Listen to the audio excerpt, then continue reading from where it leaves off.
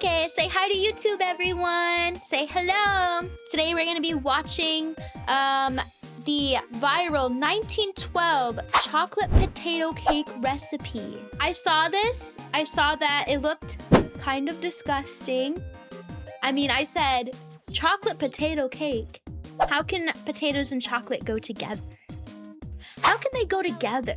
I don't know. I just think that it wouldn't come out. But the creator I'm B. Dylan Hollis of this video, he made this on TikTok and he said that this is one of his favorite things. One of his favorite recipes that he's made. And this is from 1912. So it's old. Let's get into it. Let's watch the video and see what he has to say.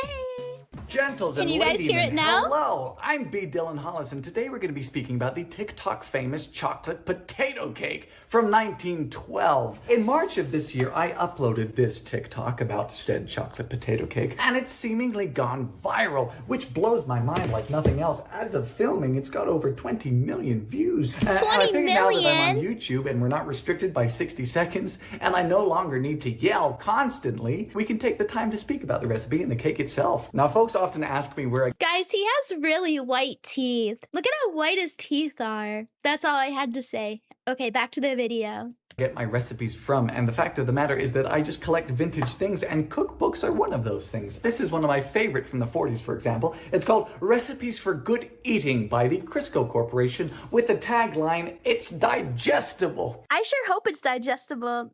We're cooking and we don't even know. What kind of marketing is that? It's digestible, chat. What kind of marketing is that? Like, I sure hope it is. I sure hope I can eat this food that I just made. So I needn't make these things up.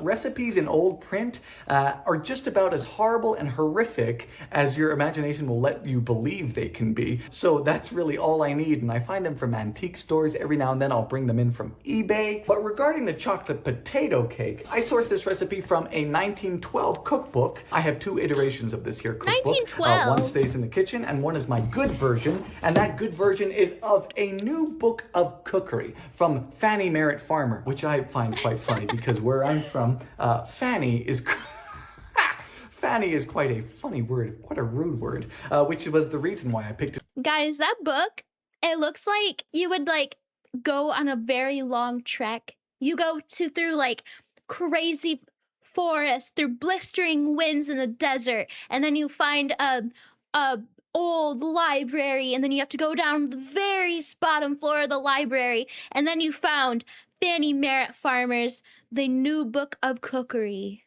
That's what it looks like. It looks like you can cast spells with this. Up to begin with because I'm an overgrown child. Now on page 336 of this cookbook you will find the recipe for the chocolate potato cake, but the astute among you will instantly see that it does not say chocolate potato cake. It says caramel potato cake, and you'd of course be correct, but the funny thing is it's a typo. At the end of the recipe's instructions you'll see that it says remove from pan and cover with fudge frosting, and there isn't any caramel to speak of in the recipe, the ingredients, or the instructions. It's all chocolate. And that fudge frosting on page 350 is indeed there, and the caramel frosting is there on page 351. So instead of naming it caramel potato cake, I took the liberty to sort of correct the typo. It of course begins with the How do you mess up a typo that bad? And then they just ran with it. They were like, yeah, okay.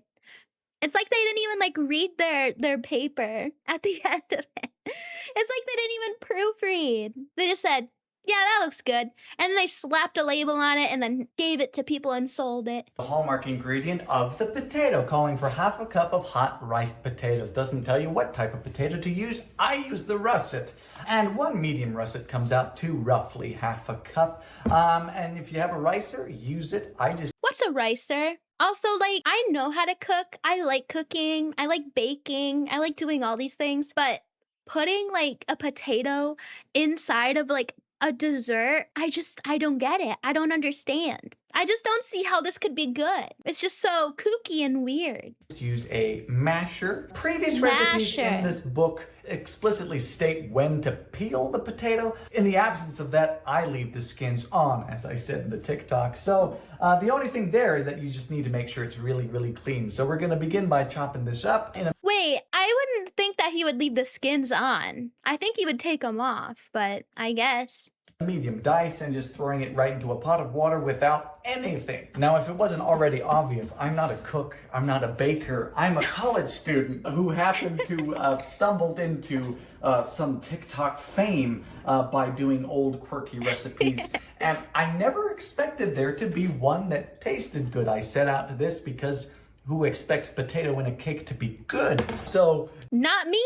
Oh my gosh. See, I told you, he thinks it's good. yeah, I don't have the production value. My kitchen is set up, luckily, for vertical videos. So I only bring this up because on YouTube, there's so many people who are so good at cooking, using fancy cameras and all of that stuff. I just sit here and yell. Anyway, we've got that russet potato on the burner, on the hob, and we're gonna move on to the butter. Now, the creaming of butter and this half cup of butter and cup of sugar in particular is a step that the importance need not be overstated. You see a lot of recipes say, don't overmix your batter, and that's true, but not for this stage. You can't overdo this. At all. Well, I suppose you can if you mix for so long that you melt the bloody thing. Now, for clarity's sake, whipping the butter first and then gradually adding the sugar, as the recipe says, is best practice. The way I did it, by just adding all the sugar in at once, it's a lot less efficient. It takes a lot longer for me to cream the butter. As a side effect, the potatoes are almost done, but what you're looking for here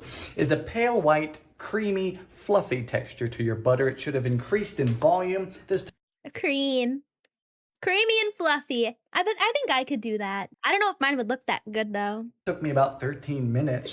It will take you a lot less time if you use a stand mixer, but at which point we can begin adding the eggies. These are our 2 eggs which have already been beaten, which we're going to add to this creamed butter sugar mixture very gradually. We now have our butter, sugar, and eggs incorporated.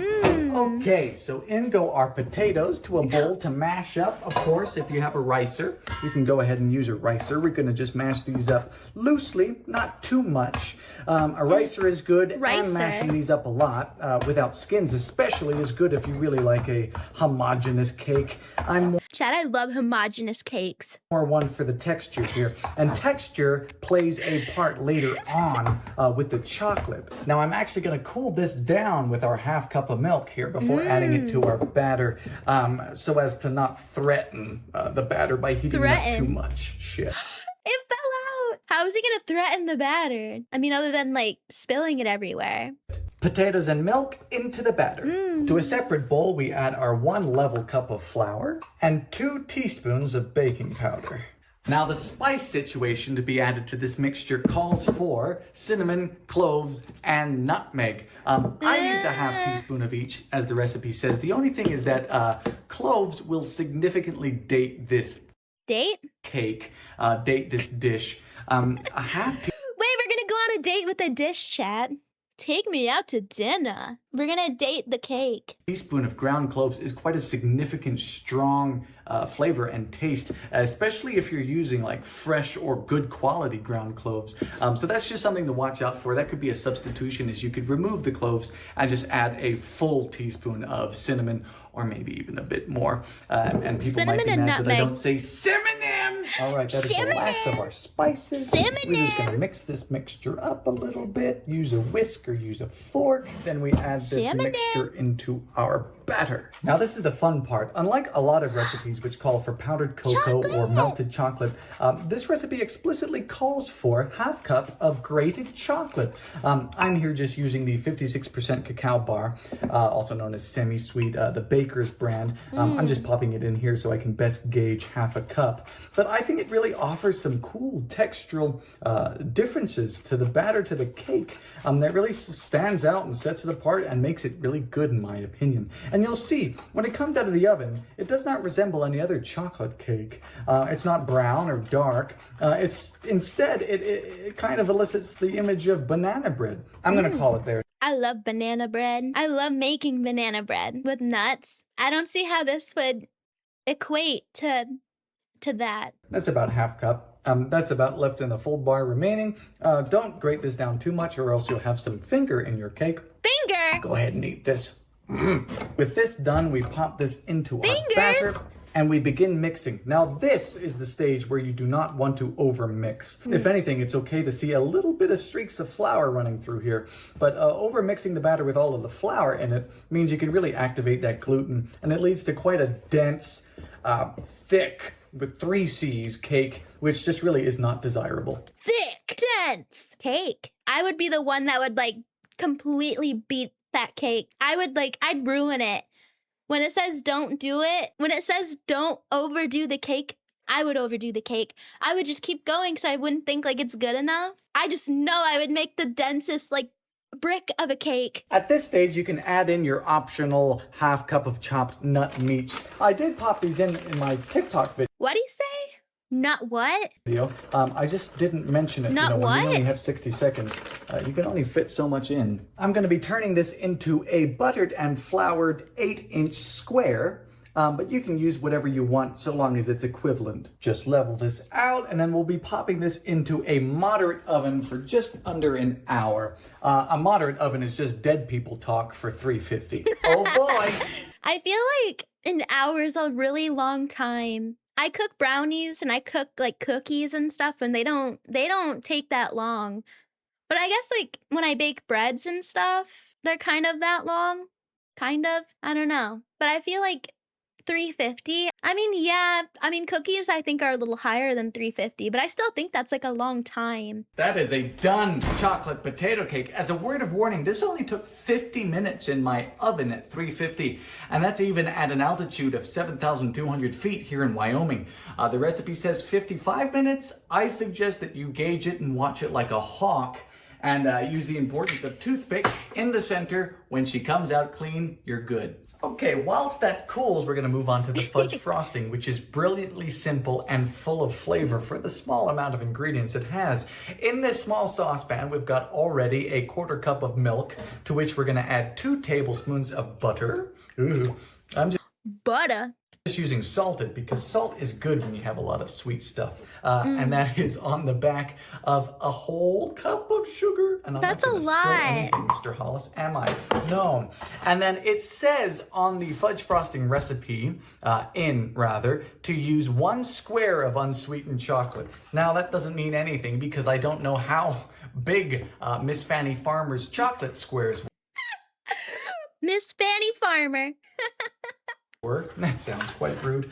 So we're just going to use the remainder of the full 56% cacao bar that we utilized The whole thing? for the shavings. So it comes out to about The this whole much. thing? That just goes right on there. Again, this is the chocolate that I'm using. Then you just pop this on the range and let things boil for about 15 minutes, after which you take it off and add in your vanilla. Now, the recipe dictates to add things sequentially and let things like the butter come to temperature first before adding the remaining ingredients. I've made this recipe now about 5 times and I've not noticed any difference between doing it that way versus all together, but do as you wish. Okay, our frosting has been off the heat now for a bit. We're gonna add some vanilla and whisk it in the pot for a little while. He's made the recipe 5 times. I think I want it a bit thicker. Oh boy. Oh my gosh! I don't think I want it any thicker than that. Thick. Because I Thick. Also, that machine, that mixer looked like a torture device. like to pour it on. Yes. Now you could let this cool down more. Or you can cut into it while it's still warm. Now you can really see how unique a texture this cake has. It almost looks like banana bread. That looks like banana bread. That looks like banana bread. That's literally looks like banana bread. It looks like I'm about to eat up like a whole banana. And that's from the unmelted chocolate and the potato skins. You know, not only is this the best thing I've baked on TikTok, it's one of the best things I've baked ever. Perhaps the best. And no, I do not say that lightly. This is fantastic, and I highly suggest you try it. Anyway, before I eat this whole thing, let me know if you guys enjoyed this. Like I say, I'm a TikToker, I am not a YouTuber. So let me know if you want to see more of these investigations into my past recipes, the good ones. I'm new to this. I'm used to you being this way, and for everything being quick cut, and me shouting constantly. But elsewise, hope you guys have a good day. Why did that actually look kind of good? Gonna make it now, Mai? Maybe I will.